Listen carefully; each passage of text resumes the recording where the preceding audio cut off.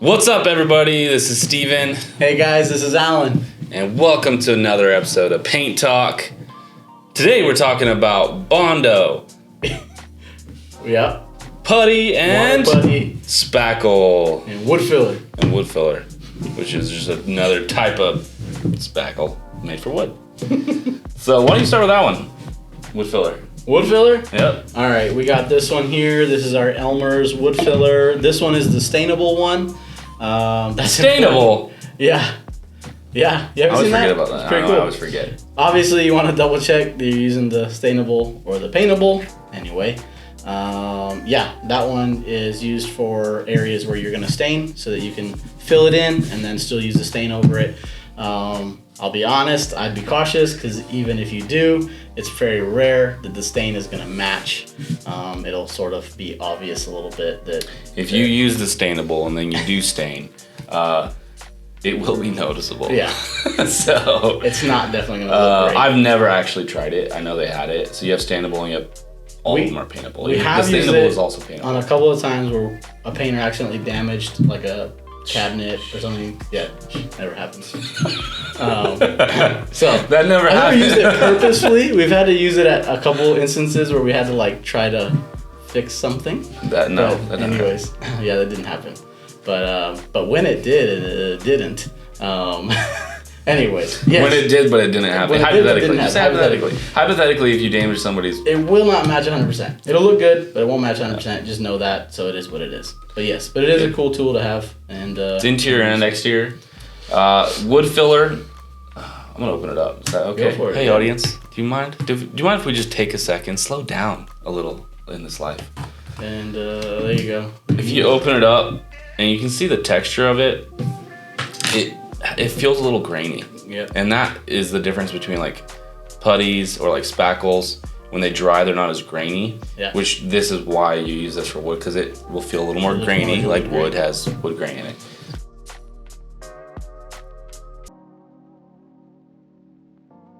So next we have Crawford's Painter's Putty. Probably one of the more common putties. Oh, this is fun. Do you like this one? Oh yeah. What do you use this one on, Steve? This is for nail holes. On if you got new baseboards, trim, that kind of stuff. And oh, this is the good stuff. That's already got the little bit of water on the top. You guys see that? It's got that water on the top. I just love that.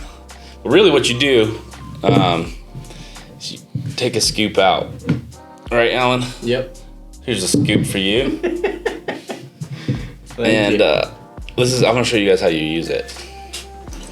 So you're gonna just kind of wad it up in your hands. Play-Doh. It's basically Play-Doh. It's really what it feels like. So it feels like Play-Doh. You're gonna kind of make a little ball out of it. And then let's say there was like a little nail hole or something. You're just gonna kind of go like that to it. Yep. Did you get that? You just do it again? rub it against the hole. If there was a nail hole, you just basically rub it against the hole. It's gonna go and it's gonna fill it up. And you can kind of even dab it to get the excess.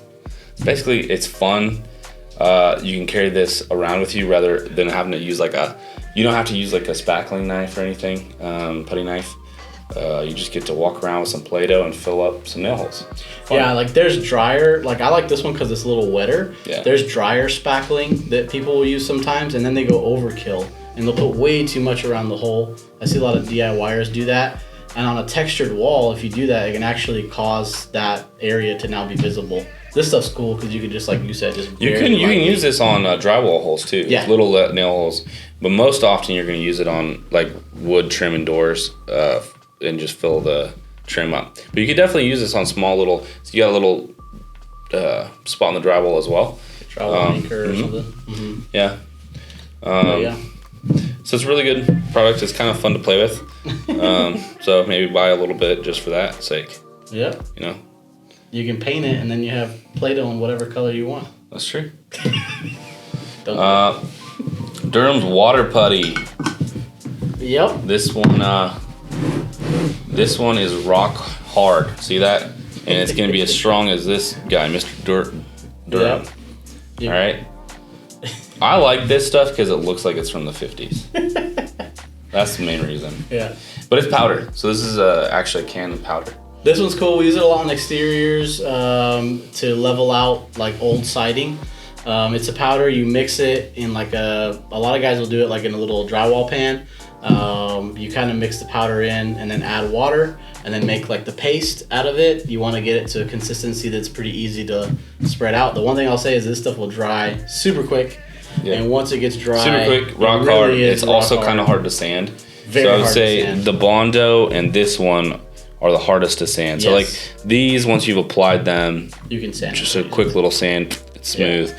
These two, you got to sand pretty like extensively to get it perfectly smooth. Yep. So it's really important in the application that you're spreading it at the right thickness. You're not leaving it too thick because you're gonna have to sand that all off, and it's gonna be difficult. Yeah, this thing, once it's hard, good luck sanding it. So this is one of those old school products. It's one of those products it's been good forever, so they never really changed it, and there's a lot of guys who still swear by it, so they still sell it. We don't use it all that much, truthfully, but it is a really good product, and some guys are gonna swear up and down that this will do what a lot of these say they do, but better. But it's kind of a matter of opinion.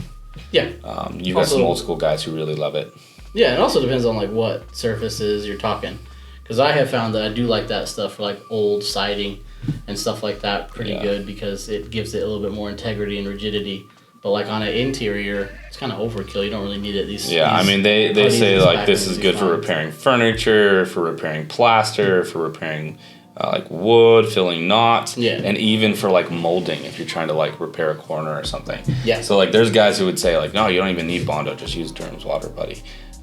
And I think Bondo's got its place because it's definitely harder even than this one. Yeah. But you know, like I said, if you're an old school painter, you love some of these old school products, comment for all the new school guys and let us know why.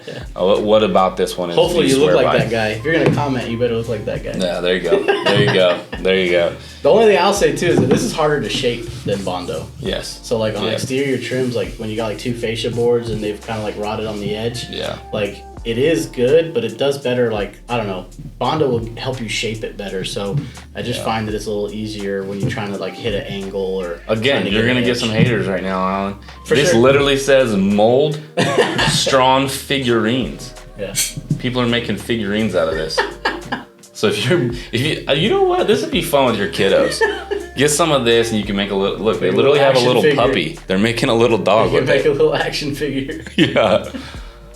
That's funny. Yeah. All right, moving on. Well, that's cool. What do you like? I know you love this. This stuff right here is a vinyl spackling paste.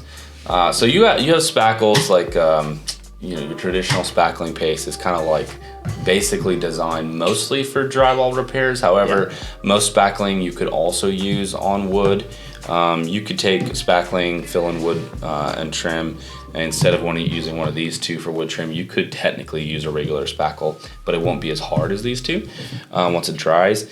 And then some people I've seen use regular spackling for like exterior wood repairs. I definitely wouldn't do that. For exterior wood repairs, I would use this or this. It's way more durable and gonna hold up to the elements better. Agreed. But vinyl spackling paste, if you're looking for a quick fix on stuff, and especially let's say you're doing repainting like baseboards, and you want to do some quick spackling repairs and be able to sand it and then apply a gloss, I have found that this works a lot better than your regular spackling or even a wood filler. Or let's say like you've got a spot where your wood trim didn't meet up perfectly from the carpentry and you want to like make those look more level. I like this product for that stuff, and I find that when you sand it, it accepts glosses better. That's my opinion. If you had a different experience with that, or you know another product you like better, you can get these at Sherwin-Williams Crawford vinyl spackling paste. I find it to be one of the easiest to sand. You get a beautiful smooth finish out of it. I love this product. Back when I was actually painting every day, I always had a can of this with me. I think too for like cabinets too, like if they have a lot of those wood knots. There you go. Yeah. You fill them in. I have found that most of our painters love this the most because it does sand better. So you can fill in those old wood knots or things like that. So it does a good job. So you'll see that most spackles are a little more chalky. Yeah. This is almost a little bit more buttery. And that same finish basically is what you get out of it once you actually sand it and it's dry. It's smoother because it's more buttery than it is chalky. That's the best way I could explain it.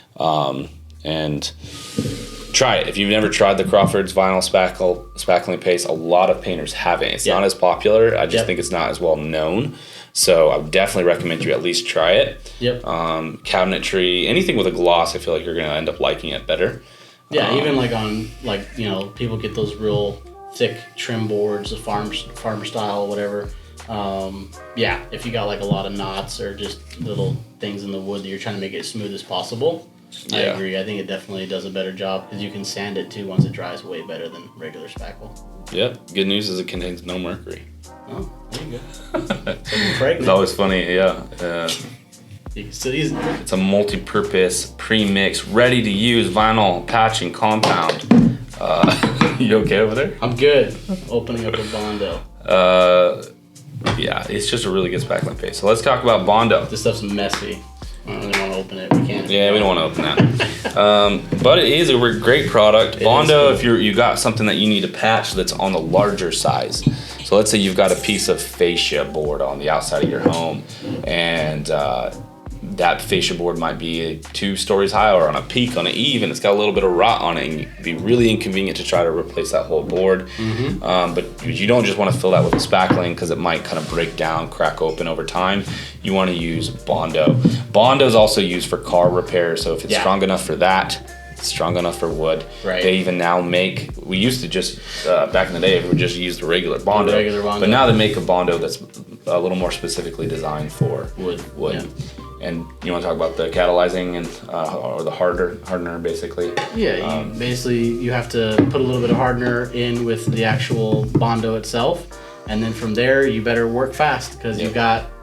I mean, I've seen it. I mean, on a hot day, it'll cure up in like 5-10 minutes. So you don't. I mean, 15 hopefully. But anyways, it goes pretty quick. So it's gonna dry really quickly on you. So once you have it mixed, you put a little bit of the hardener in with the paste in here.